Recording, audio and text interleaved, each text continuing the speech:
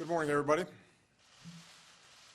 Several years ago, the State Department began a review process for the proposed construction of a pipeline that would carry Canadian crude oil through our heartland to ports in the Gulf of Mexico and out into the world market.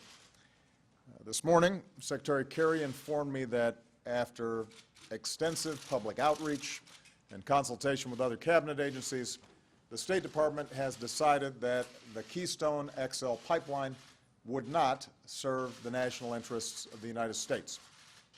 I agree with that decision.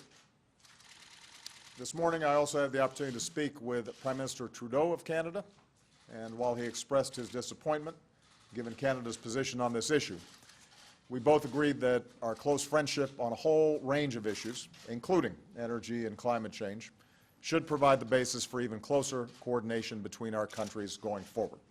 And in the coming weeks, senior members of my team will be engaging with theirs in order to help deepen that cooperation.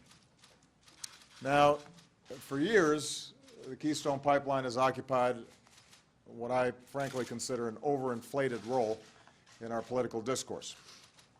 It became a symbol too often used as a campaign cudgel by both parties rather than a serious policy matter.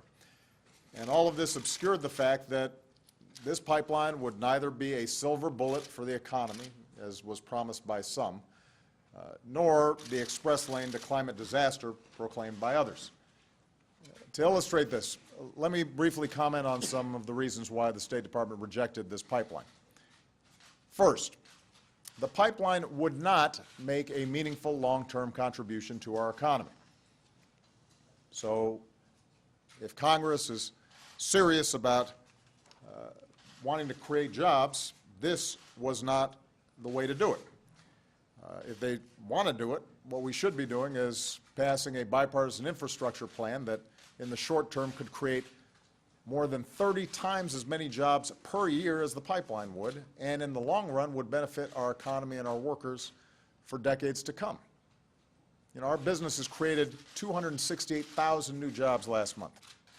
They've created 13.5 million new jobs over the past 68 straight months, the longest streak on record. The unemployment rate fell to 5%. This Congress should pass a serious infrastructure plan and keep those jobs coming. That would make a difference.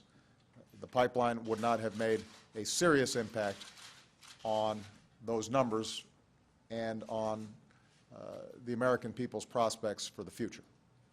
Second, the pipeline would not lower gas prices for American consumers. In fact, gas prices have already been falling steadily. The national average gas price is down about 77 cents over a year ago. It's down $1 over 2 years ago.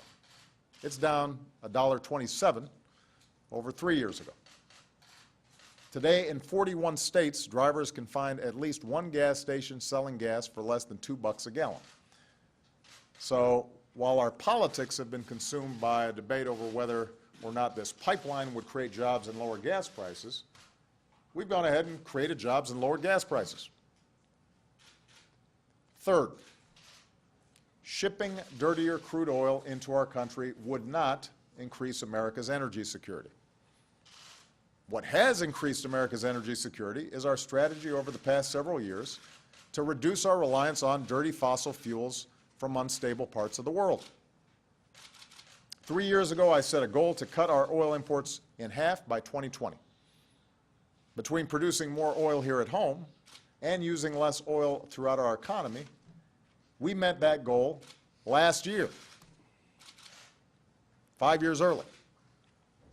In fact, for the first time in 2 decades, the United States of America now produces more oil than we buy from other countries. Now, the truth is, the United States will continue to rely on oil and gas as we must transition to a clean energy economy. That transition will take some time. But it's also going more quickly than many anticipated. Think about it. Since I took office, we've doubled the distance our cars will go on a gallon of gas by 2025, tripled the power we generate from the wind, multiplied the power we generate from the sun 20 times over. Our biggest and most successful businesses are going all in on clean energy. And thanks in part to the investments we've made, there are already parts of America where clean power from the wind or the sun is finally cheaper than dirtier conventional power.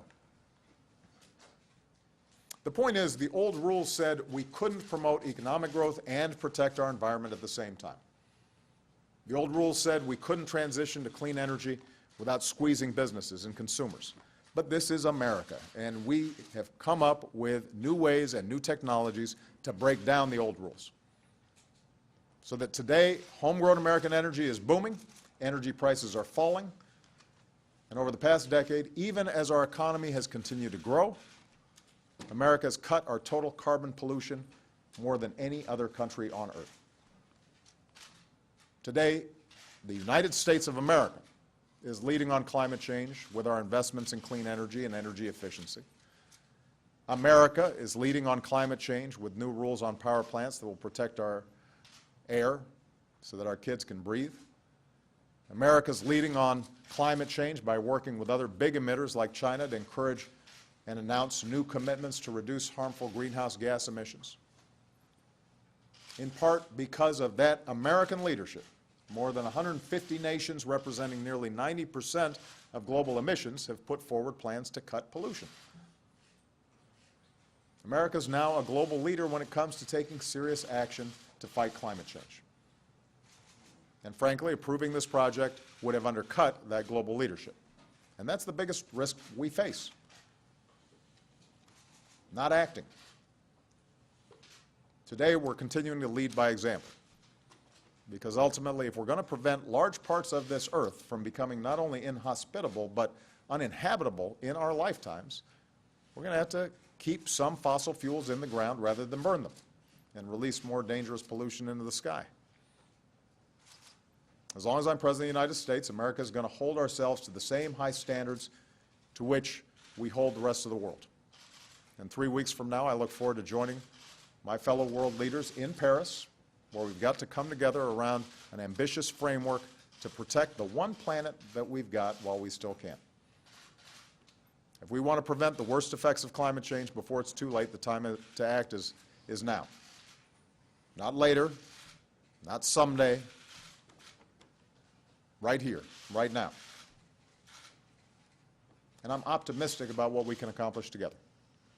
I'm optimistic because our own country proves every day, one step at a time, that not only do we have the power to combat this threat, we can do it while creating new jobs, while growing our economy, while saving money, while helping consumers, and most of all, leaving our kids a cleaner, safer planet